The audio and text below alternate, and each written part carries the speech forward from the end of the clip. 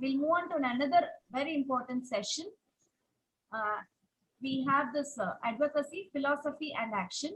So for this, we have an, I would say, advocacy icon in the sector. We have our president, Dr. Anil Aneja, sir, who's also the Secretary General, who's also the member of World Blind Union. He's also the professor in Delhi University. Anil Aneja sir is also the nodal officer of Delhi University Equal Opportunity Cell. He has been the recipient of various awards. He has been awarded the best role model by the Ministry of Social Justice and Empowerment and NAB Sarojini Naik Award. So various awards. And my personal experience, because I've been working with Aneja sir for for about more than 10 years, I think. 10 years, yeah. 10 years in the advocacy. Only one thing I would share, I did law, but I could not contribute anything in the sector. So that was my, I felt very much bad about that. But after joining in ASCB, when I started doing advocacy work, so now that that feeling was not there, because I could contribute, I could work in the advocacy also.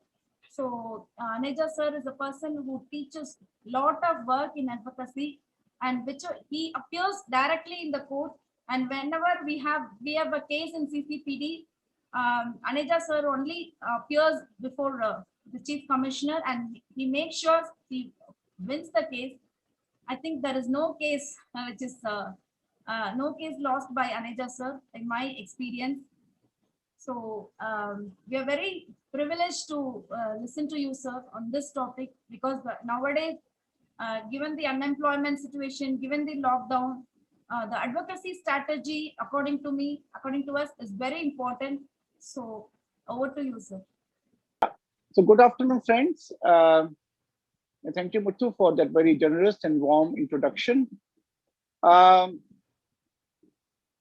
want to continue with the area of organizational growth and development, strategies for organizational growth and development. In that process, I want to talk about the role, importance, philosophy, and action of advocacy. Just give me a second. Talk about the significance of the philosophy and action relating to advocacy, and talk about our own experiences like Madhu.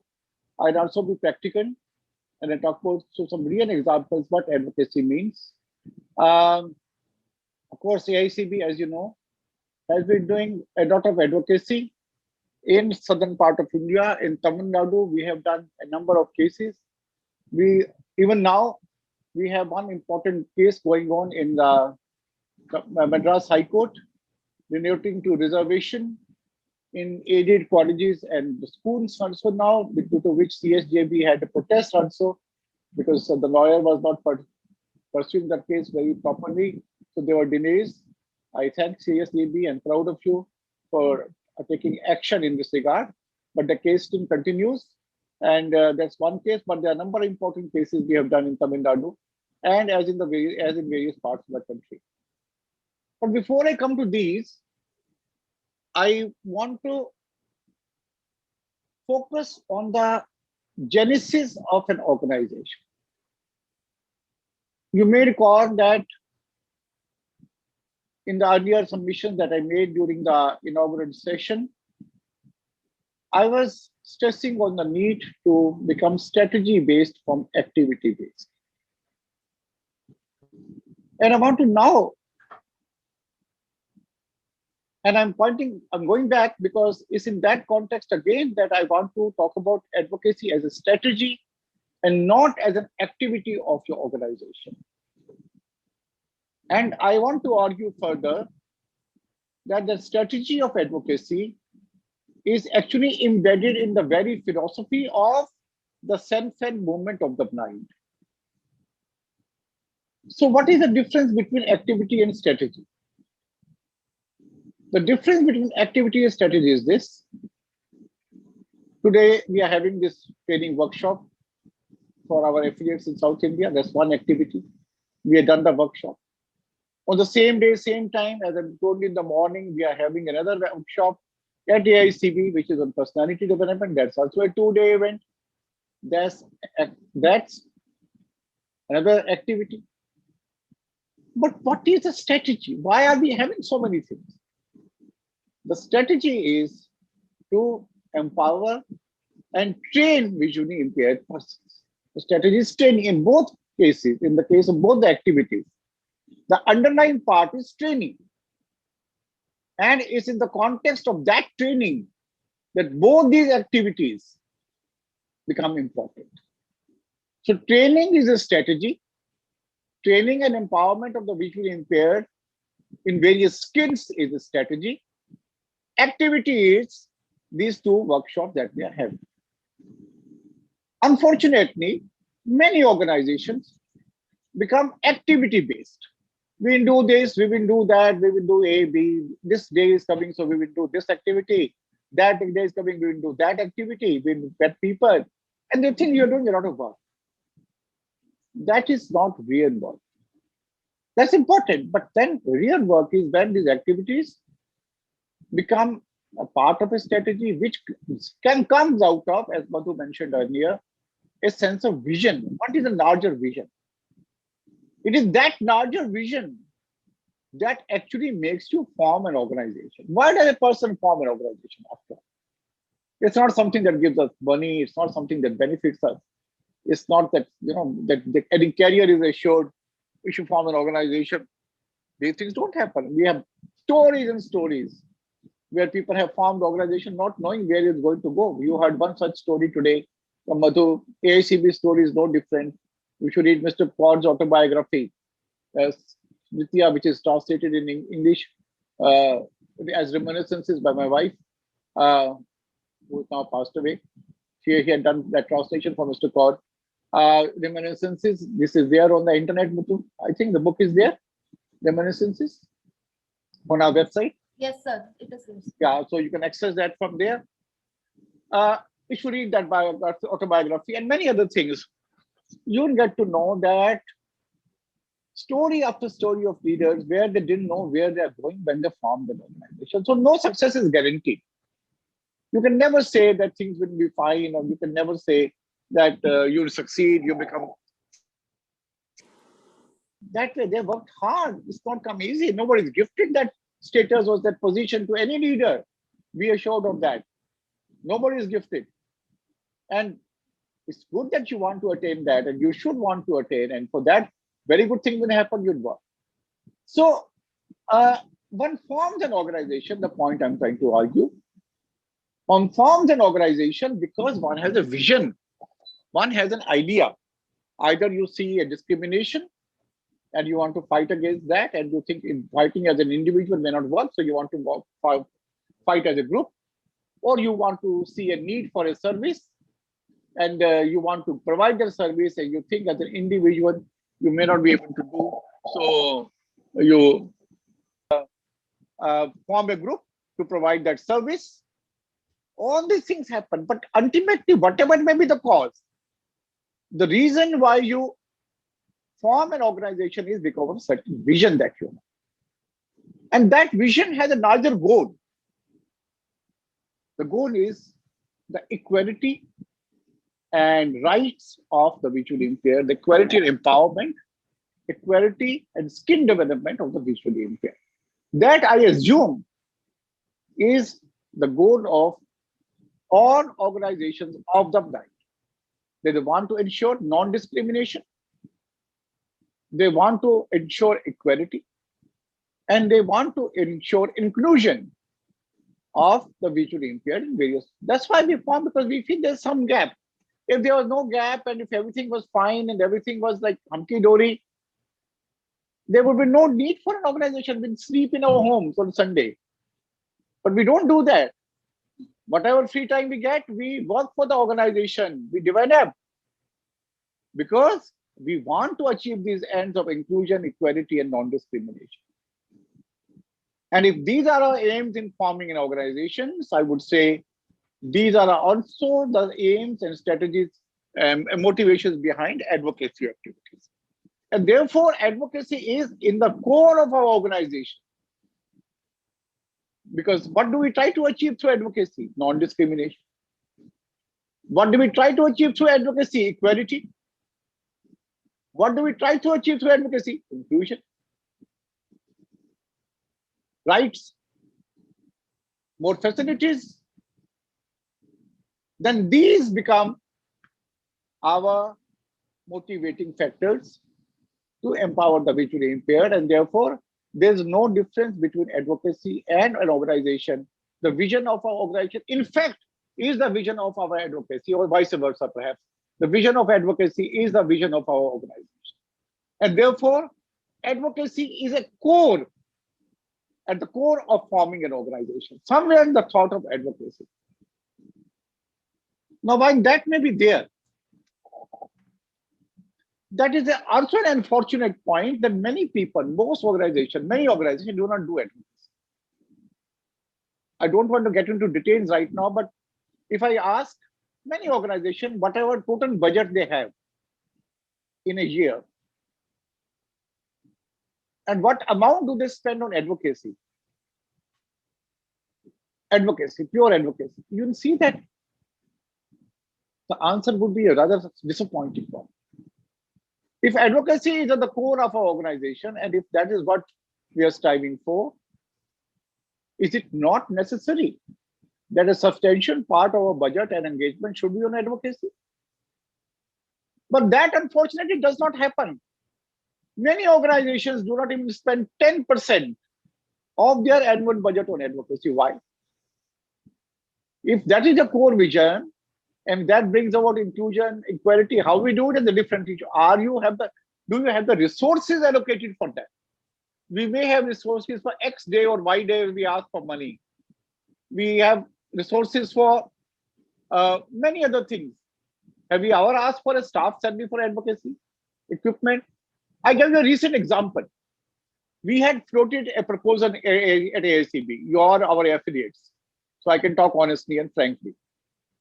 We had floated a proposal that if you want to ask for any support for staff or equipment or training, we will provide you budgets, some limited budget, and we had some money. We are not even been able to provide even more than 30% of our budget for these activities. There was no demand from affiliates. We wrote to our affiliates, but nobody demanded. In that, advocacy was also inbuilt. We had promised that we would provide money for advocacy, but then nobody asked for it. This is our priority. So the issue is not what cases we should do, how we should do, which lawyer we should engage, whatever we should do. Those are again activities. Our strategy is advocacy, which should first reflect in our policy document and then our budget. When we plan our activity for a year, do we really factor in something? We all should know. If we don't know, there's also a drawback, and we should learn. As a part of financial management of organizations, we should learn to make a budget in the beginning of the year.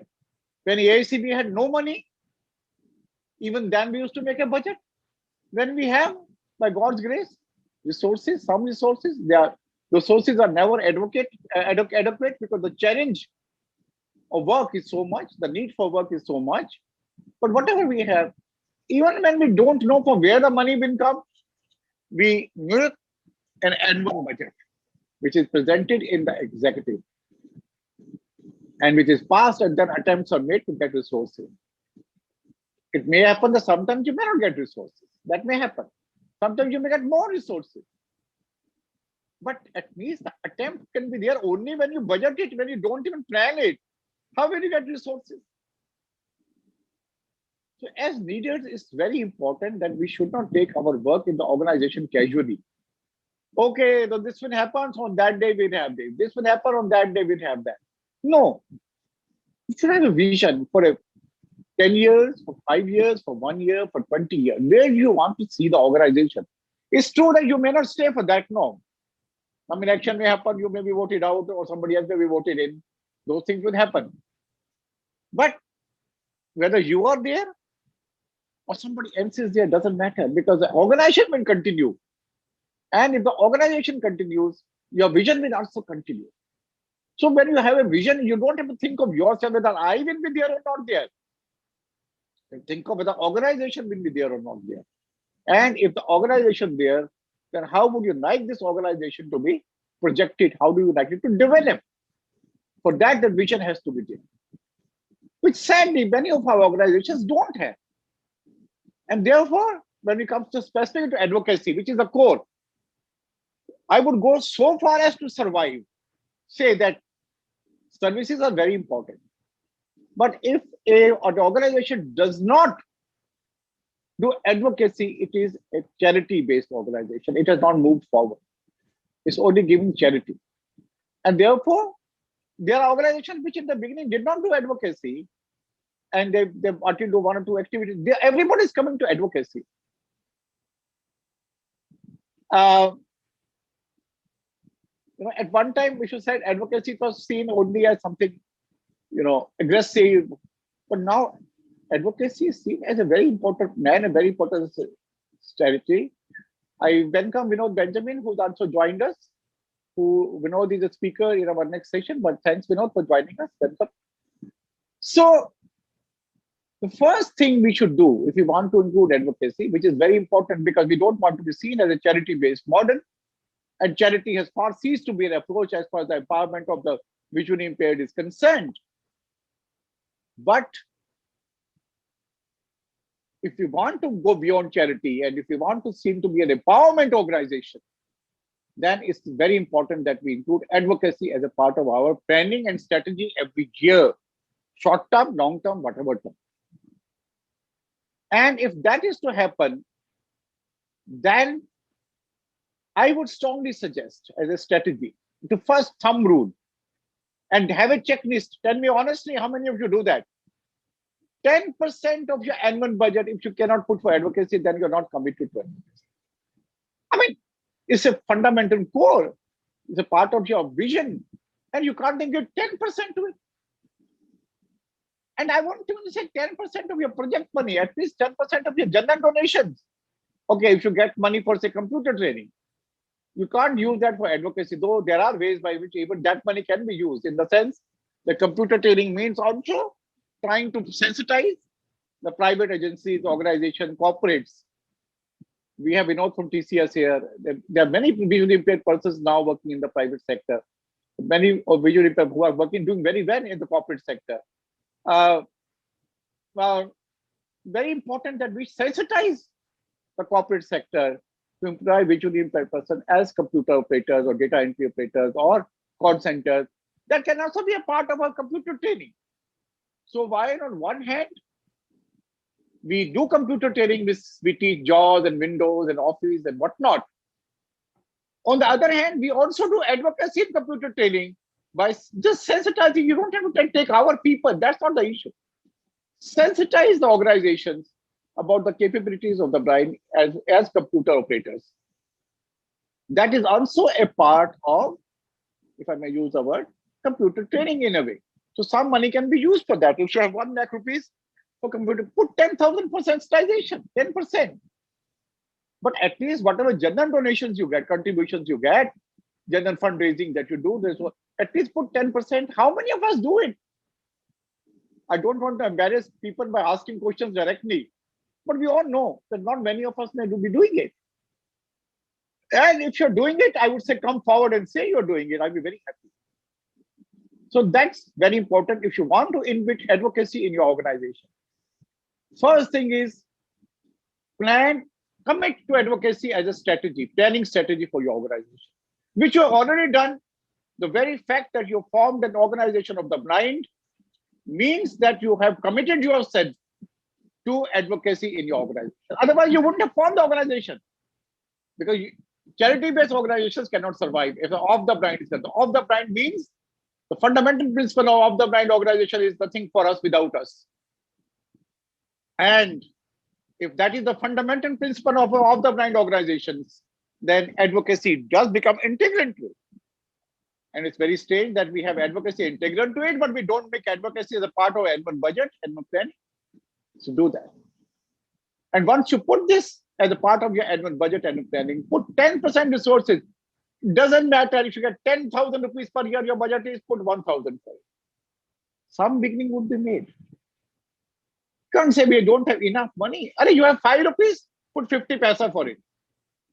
I'm giving a thumb rule, 10% minimum. You'll see gradually your advocacy project will grow. AAC with advocacy has work has grown over so many years now. We have so many cases going in so many parts of the country. We had enough material to bring out a book in 2012. The book is called Combating Discriminations, some path-making advocacy initiatives for the visually impaired. It's an AAC big initiative in which we have listed 15 of our important advocacy initiatives, mostly PINs, which have brought about a sea change for the visually impaired in the country. And the work has gone much for this was 2012. We have many, many more cases after that. Right now, if you look at also, we have 2 cases going on. Now 3 cases going on in Delhi High Court. 1 case in Tamil Nadu High Court and other cases in the pipeline. Advocacy is working. Some cases CCPD. Continuously work is going on every month. But it has not happened overnight. Again, we begin small cases. If I could talk about as a digression for a minute, I'll come back to this point of budgeting. That's very important. And how to go forward and strategy is there. But I just want to talk about this, my personal experience, continuing the momentum that Madhu has set up, talking about personal experiences, and then through that illustrating what is required. I had joined again, like Madhu and others. I've been benefited by the continuous guidance of Mr. Kaur and our NATE president, Mr. Mittal. Of course, Mr. Mittal has been a mentor for since school days. It was in class 6 that I had my hand first. And he never left that in the last day of his life. The last time I spoke also, before he went to a hospital, he was concerned about some issue that I was going through. And he said he had to resolve that. So he has always been a teacher, a mentor. But as far as Mr. Kaur is concerned, of course, I know him from childhood. But we used to see him work and we've seen him grow. But it was in 1995 that both NAB Delhi and AICB contacted me to be part of their committees. And I began in both organizations as a committee member. I became the joint secretary of NAB Delhi in 98. And then soon after that, in 2000, executive member of AICB. But before that, when I was more active involved with AICB, in 1999, when the office of the chief commissioner had started functioning, our first advocacy initiative was in 1997 when we wanted to implement the reservation for visually impaired persons in educational institutions, because many of them are autonomous. We wanted to have clear directions from UGC that they should be implemented so that all universities create 1% reservation in vacancies for the visually impaired. And we thought it'd be very easy because what is there? I mean, the act is there now. I was in the education committee of AICB at that time, and we thought it was going to be very easy. We will write and this would happen. So we wrote to UGC. And after a few letters here and there, lo and behold, in October 1997, we get a letter from a very high official, really high official of UGC, saying that the PWD Act did not apply on UGC and the university. We have that letter. UGC writing that the Act does not apply on us, on UGC and university. It is for the government. This is the UGC sitting 2 kilometers maybe away from the Parliament House in which the Act was passed, saying that the Act does not apply on UGC, did not apply on UGC. We were appalled. And very senior, I can't tell you a designation, but a very, very senior officer, very competent authority, as we call it technically, very senior, high officer. And we had that letter on record, And so what did we do? We had no choice. We went to the Supreme Court of India along with Sunanda Bhandari Trust, and we filed a case. And on 19 March 2002, there was an order by which not only 1% reservation for the visually impaired was achieved in educational institutions in all the universities, the Supreme Court order. Also, we got the relaxation in net 5%, which we also argued for. So this relaxation in net we have, 5% relaxation in eligibility to appear in net is because of the AICB case, which many people don't even know. It's such an old case at that time. So mediums and means were not there to publicize, but publicity we did. I was spreading awareness. But the point is, it was that one case that set us going. And that time we didn't know that advocacy would become this as it become today for AICB. It's a very central concern, and we do spend substantial amount of money on advocacy. It's not that we get work free of cost. No, we pay our lawyers. We pay decently to our lawyers. We pay decently to our consultants. Because to us is important, as important as running any other project. And that should be the attitude of every organization. Coming further then, in 1999, there was a case. The office of CCPD opened. At that time, one person who was a clerk in Punjab National Bank was fighting to, he had asked for permission to appear for the exam officer, and he was not allowed. And he went to CAT, but there was no judgment. Meanwhile, two other persons from the same bank were denied promotion. They were denied the opportunity to even appear in the exam. I'm not saying they were denied promotion, that's later stage. They were denied the opportunity to appear even in the examination. And I said, we will go to CCPD this time. We will not go to CAT or wherever things get lingered. And, and no judgment comes. So there was no precedence, there were no officers. The hardly one or two cases were there in banks where visually impaired person had number of officers or general terms. But this whole idea of there's hundreds of bank officers that we see who are visually impaired was not the case. Hardly anyone was there, and banks were not permitting visually impaired persons to act as officers. So we went to CCPD, we filed the case. It was the third ever case in the history of CCPD. You can check the number of the case, 3/99. Third ever case in the history of CCPD that was argued. And I was the person arguing that case. On the other side, but they had senior lawyers, they had the deputy general manager, the entire team. I was single-handed from the AICB. And I was told by a senior official of CCPD not to come for the case. I was told, don't come and argue. You will lose this case. There's nothing in it. You'll spoil your career. I said, we'll see. Doesn't matter. So I still went. There was a 2-hour argument, long argument with their lawyers. I was arguing for myself. And after 3 hours of, we began at 1, began at 11, ended at 1. And around 4 o'clock, I got a call from CCPD officer, from same officer, senior officer.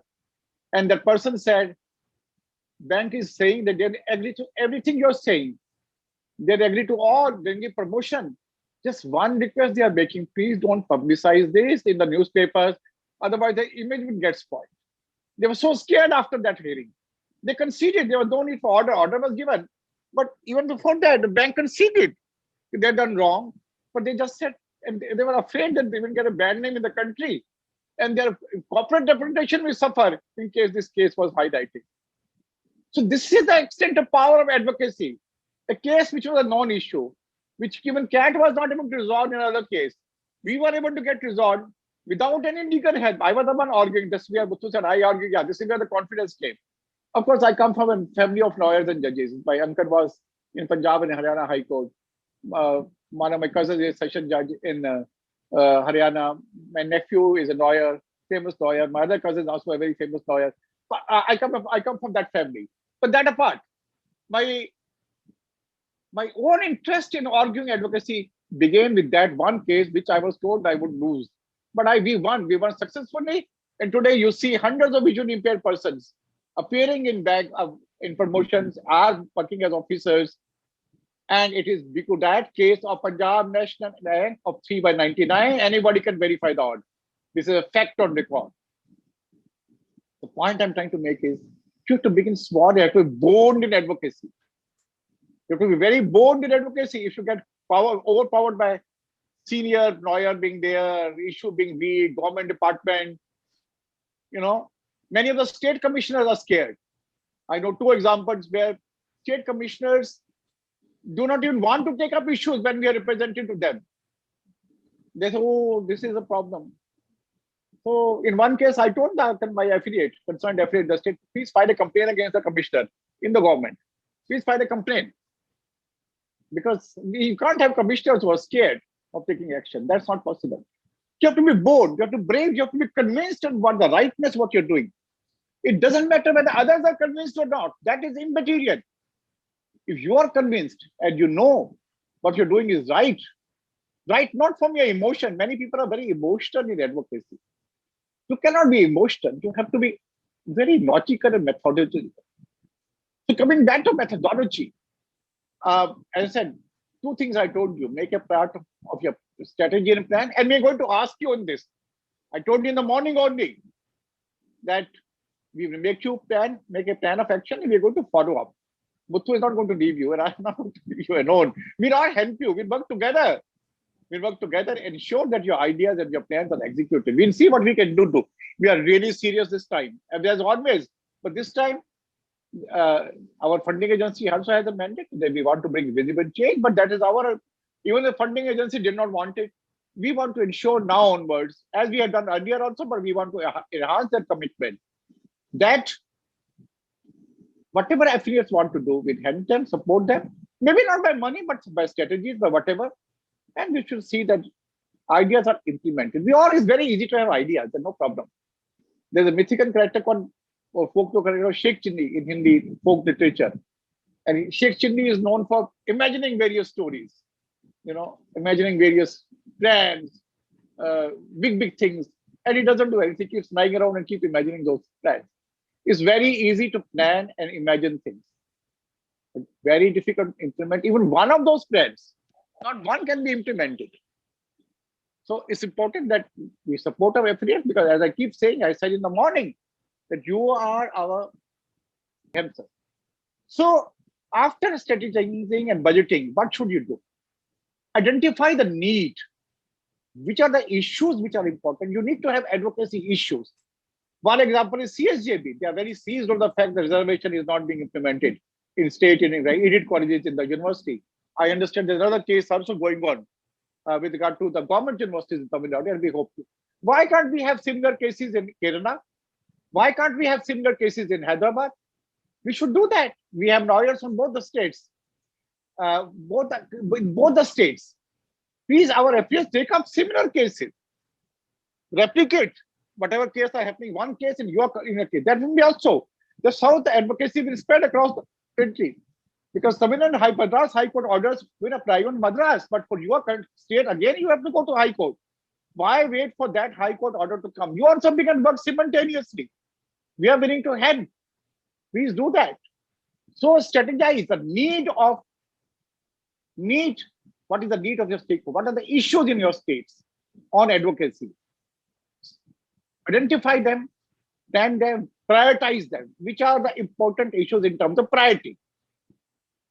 And once you've done that, next is to then find resources. Resources could be money. If you're budgeted an amount which you don't have, look for resources. And it's not difficult to find support for advocacy.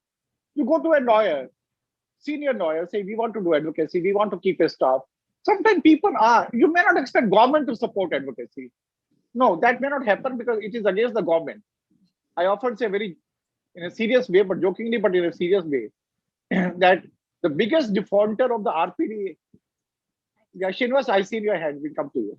Yeah, so I always say that the biggest defaulter of the RPD Act is the government of India itself, which has passed the act, and the state governments. Because why? Because the act is applicable on the government bodies primarily, and the state governments. And you see, 99% cases, 98% cases would be against the government bodies and the state governments in the courts on RPD Act. Why should there be need for that? You have passed your own act. Central government has passed the act. State governments have adopted it. Now implement it. The biggest challenge in implementation is for the government. They don't implement what they have passed. That is the irony of life. And therefore, you can't expect governments to support advocacy. You have to raise individual resources. And I would say, even if you're able to do one file, you can't, sometimes cases are not completed. We filed a case against Indian Railways when they advertised for 8,000 vacancies, and not a single vacancy was reserved for visually impaired in 2005. For PWD, forget about visually impaired. That was 2005. And as a result of that case, 4,154, 4,254. I'm giving an exact number of vacancies which were created for PWDs. 4,254. Not a small number by any chance. But it took us 7 years to fight that case in Delhi High Court. 7 years. In between, we had to go to Supreme Court a couple of times. The interim orders were there and all that. So even if you can find one impact case in a year in your state, you'll see after 10 years, there will be sea change in the condition of the visually impaired in your state. Sea change. One case, which may not cost 50, 60,000 rupees. And AICB is willing to help. If you are willing to help some part, we are willing to help financially also such cases. We help in terms of consent. You have the advantage of resources being available to you. But identify resources at your own level. Good lawyers. We need good lawyers. We need some money. We need the right people to draft. Involve capable visually impaired persons who can help in advocacy in your states, in your organization. We have Swati and we have another friend of ours from Canada, from Hyderabad, who are law graduates. Involve such people. I'm sure they're the right people to help because they have done law. I too haven't even done law. And my name comes in so many judgments, not just on advocacy for PWD or vision. I have also now looking after some mainstream advocacy work in Delhi University. Mentioned legal work, some certain files sometimes I need to look into. So legal degrees are not important. Skills are important. If you have the skills, degrees don't matter. But if you have people with degrees, Swati is there, our friend. Sorry, I've forgotten your name. And George could be there. George, yes. George is there.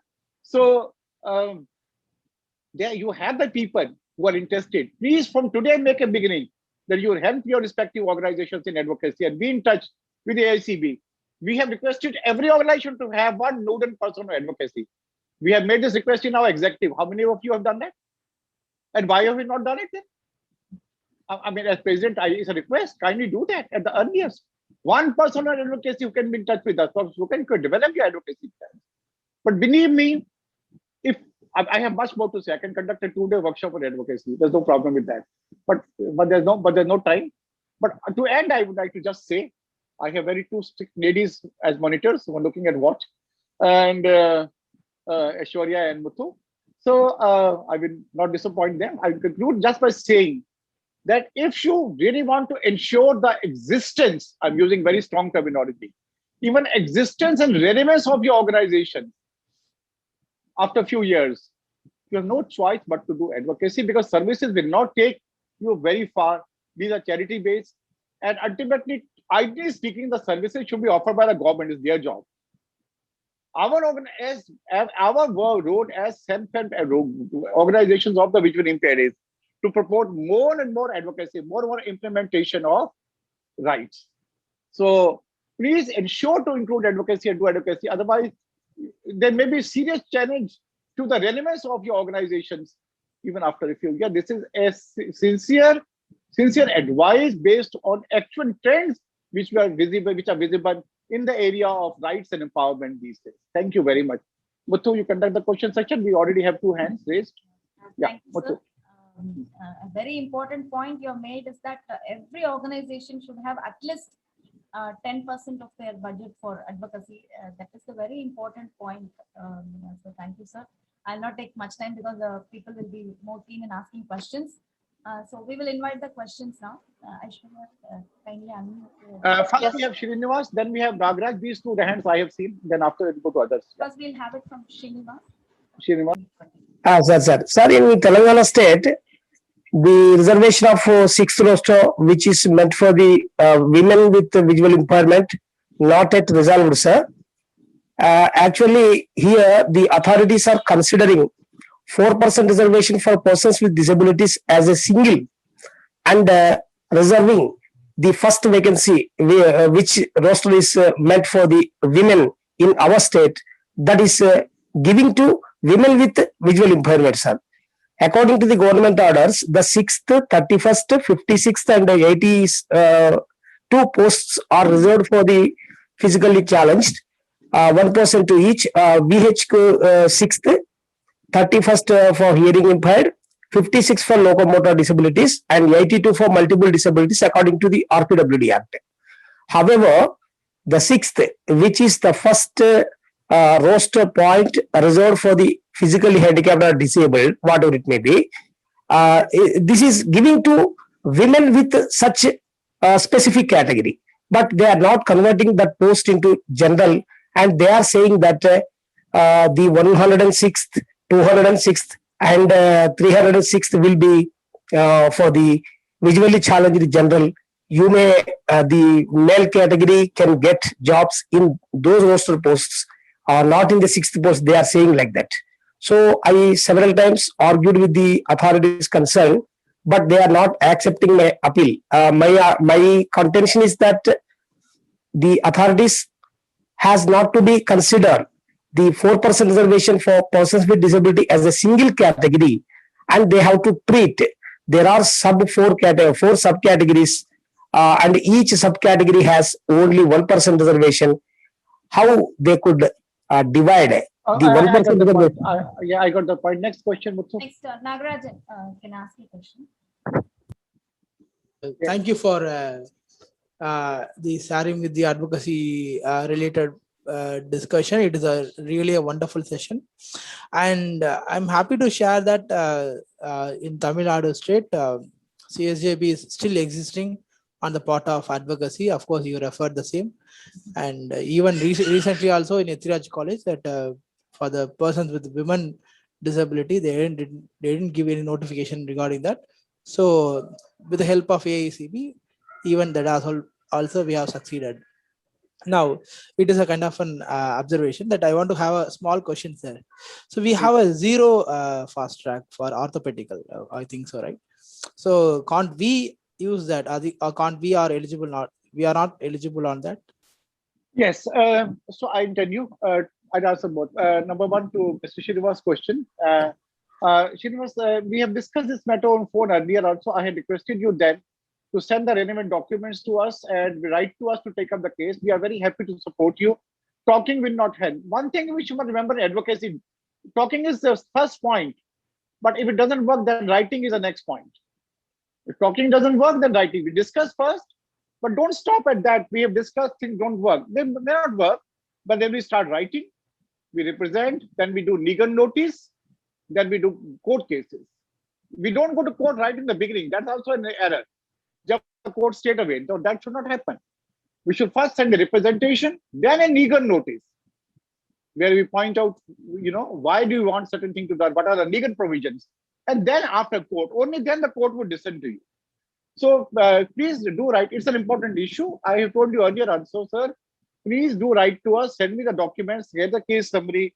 Identify a good lawyer. We'll be willing to help you take up this case in Telangana and support you also with the review of the lawyer if it's reasonable. But we need to have a good lawyer, not just any lawyer who knows disability. We'll give the briefing to the lawyer also. We'll do all that. But the basic documentation and representation you need to provide to us, asking us to handle the case. We will take up that matter. It's a serious issue. The only way is now to take legal action, as I told you earlier also when we had talked about this on the phone. But I have not heard from you. Kindly write, send the documents and representation requesting us. Shall I send all the government orders from the beginning, or can I send the order which was issued after enactment of the RPW Act? No, send the orders which are relevant. They may be from any time. No problem. Okay. So please do that. So Nagarajan, congratulations first on your protest. Ethiraj College, yes, we had served a legal notice. Muthu was very active in that. And we are happy that CSJB is doing a lot of advocacy. Please continue that, because believe me, that's the only way to reach the maximum number. One case, one college, it may be 30 vacancies, but it will impact many other colleges. So that's the surest ways to reach the maximum number of people. Yeah. Any other? Ishwarya now? Hands? So we have. Yes. Sir, I have actually, I have one question and one happy news to share with you. The news is that in Kerala, the government of Kerala had issued an order earlier that 4% reservation should be given to the disabled in government aided institutions, schools and colleges. Yes. And the management, at first the management challenged it in High Court single bench. Kerala Federation of the Blind along with other organizations fought it, and we got the upper hand that the court rejected the petition. Then the management association went to the division bench of the High Court. There also we fought and the court rejected the petition. Quite 2-3 weeks back, the government has issued a very clear-cut order that in the higher education sector, any appointment that should be conducted in from then onward should be in consideration with the existing reservation of 4% with for the disabled only. There should be clear-cut protocols in the appointment. That is the happy news. Very I good. think Congratulations. So Congratulations. we've Yes, been. yes. Oh, thank you. And the question is, when vacancies are reserved in the universities now, certain universities consider like they give the first roster post to the visually impaired, that is the in the assistant professor category, then to the hearing impaired in the associate professor category, and then to the other group in the professor category. That is how certain universities are reserving the post. Some other universities are giving reservation in the assistant professor, associate professor. Each category they are giving reservation to the different categories. So my question is there any clear-cut logic that No, if there's no suppose logic. No, there's a problem. I know. We at Delhi University are giving first to visually impaired, then to orthopedic, then to hearing. And we have a justification for that. But as such, the DOPT says that you can give any point to any vacancy. The head of the institution can decide. But we can argue, if you want to go to court, then we can argue, but that will also bring a counter argument from other disabilities. We can argue there are 2 or 3 points. One is that in the list of identified jobs, the visually impaired is first mentioned. 2 is in section 34, the visually impaired category is first mentioned. 3 is in the DOPT order also for 2018, the visually impaired are first mentioned, therefore the first should go to them. Also, we can argue that the less number of vacancies are identified for them than for others, and therefore they need to give them prior opportunities. We can argue that learning challenges are more for them. All these grounds are there. Sir, excuse me, sir, that is not the issue. Here the priority is always given to the visually impaired. Here the issue is whether the reservation roster should be there separately for assistant, associate, or professor category. Or okay. That's the issue. Okay, yes, I got the point, Habib. Yes. Now in Delhi University, we do. Sorry to rush you, but since I want to count number of questions, I know these questions have been asked to me a number of times also earlier by other people, because I'm the nodal officer. So many universities also no issues, sir. No issues. Yes, and many universities also contact me in the UGC contact me sometimes to find out these things. This is a part of my mainstream work. They are all in touch with me. So I tell you, we maintain a Delhi University separately, but there is also a DOPT order that reservation rosters are group wise. Group means these are all group A services. But then the point is, we are saying group wise, yes, but it also says taking into vacancy in the cadre stand. Associate professor is a different cadre than an assistant professor. So there are gray areas. But even if they are maintained together, at least reservation is maintained, good thing. But we can request, we can't go to court perhaps on this, but we can, or we can try to go to court also saying that these are different cadres and they should be separated, different pay grades are there, different service conditions, different jobs are there, different posts are there. So they can't be put together. But then there is a gray area because DOPT order says it has to be group wise. So that is the problem. Yeah, but we can work on that. But yeah, the other part that you talked about, aided policy, is very good indeed. And I would say share that order with our friends in CSJB and Muthu, so we can use this in our Chennai case also. It was shared, sir. It was shared. No, I'll share the recent order, the recent last order. CSJB has cited that order with the higher education secretary. Just keep it rather and continue to pressurize him, because he is very slow. We have paid the money for that, but he keep pressurizing him. Okay, any other question? We have actually we have reservations in various categories now, like education and employment, etc. So why can't we get in political reservations, sir? Because SC category and ST category and other backward castes are getting reservations in politics. So why don't we participate in politics? That is my question and opinion, sir. This requires a constitutional amendment, and towards some demands have been there. We should work towards that. but you also realize that constitution amendment is not very easy. Even the reservation for PWBD is not as per constitution. It's not by way of constitution amendment. It's by way of a separate bill. But we should move towards it. But it's going to be a long struggle. We should all come together and work together on this. That's very important. But we should definitely fight for it. I fully agree with you. More work needs to be done on this area. Yes. Yes. But Swati. comparing other categories and other communities, sir, comparing other communities and categories, so we are. Pamela, I lost you. Yeah. I think his network has. Hello. We go to Swati. We'll Hello. go to Swati, then we'll come back. Hello. Yes, Swati. Sir, good afternoon, sir. Yeah, good afternoon. Yes, Hello. Ma'am, can you hear me? Yes, very much. Okay, sir. Thanks for giving a wonderful session, sir. I have one question. Sir, in legal stream, sir, after completing the law course, we have to write the AABE exams. Actually, the AABE exams are the open book exams, but they are not allowing us to take our e-content like that. So my question is, how can we fight for that? Since it's a pan-India organization, we have to fight in Supreme Court. No, this is it. No, we don't have to fight to begin with. Which is the organization, Swati? AAB? So actually, all India bar exams. The Bar Council of India conducts these exams. They don't. Okay, please do write to us. Give me the details. We will send a representation to them. We will take a legal notice, and then of course needs we go to Supreme Court also. No problem with that. So I think many before many persons intimate to this to Bar Council of India, but they are not properly responding, sir. Actually, when I write the exam, I asked some doubt regarding scribe also, but they didn't reply on time. This is a government body or a private body? So they are the regulators, sir. Bar Council of India. Oh, regulator. So please do write. No, like IBPS, yes. So please do write to us, and we will write to them. We'll send them a legal notice first, and we'll go to Supreme Court. Very good case to go to Supreme Court. Very good case. Yes, sir. So and please, we also have to fight for the CLAT also, sir. That also, we've been in touch with Muthu, follow it up, ensure documents come to us, and we will do that.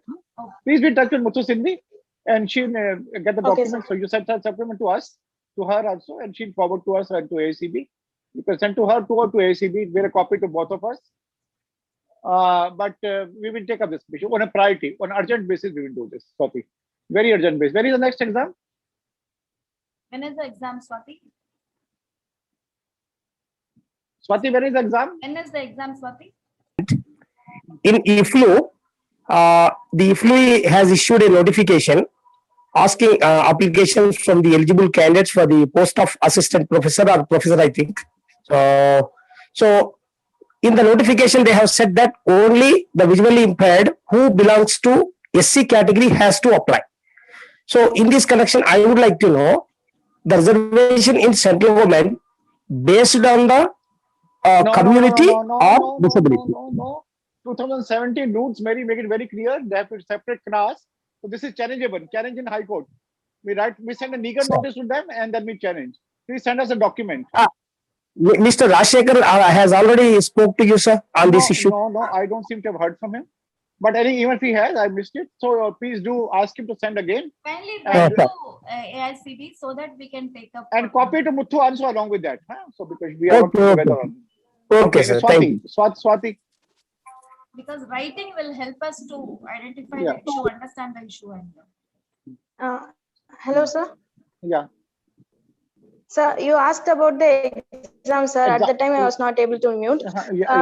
So these exams, Bar Council of India conduct these exams twice a year, sir. Where is the one next in exam? March and another one in September, sir.